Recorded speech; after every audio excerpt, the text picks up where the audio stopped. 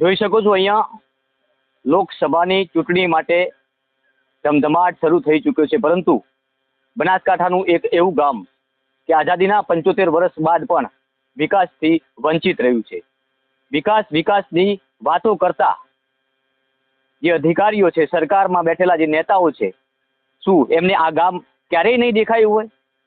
આ ગામમાં આવતી પંચાયતમાં જે નાણાં પંચના જે રૂપિયા આવે છે, આખરે આઝાદીના 75 વર્ષમાં કેટલાય સરપંચો બદલાયા છે. આ ગ્રામ પંચાયતમાં આવેલું લાખણી તાલુકાનું ધરણવા ગામ છે.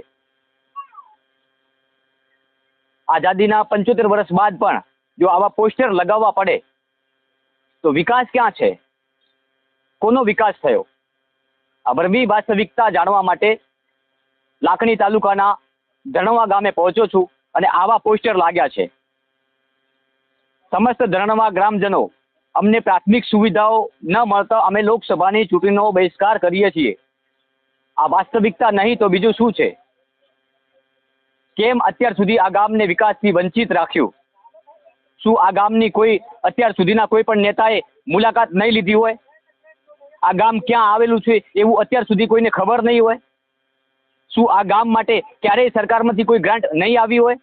આવા અનેક સવાલો ઊભા થાય છે અને આ સવાલો ચૂંટણી ટાણે જ ઊભા થવા જોઈએ, કારણ કે નેતાઓને ખબર પડે કે ગામમાં કેટલો વિકાસ થયો છે. ઓકે.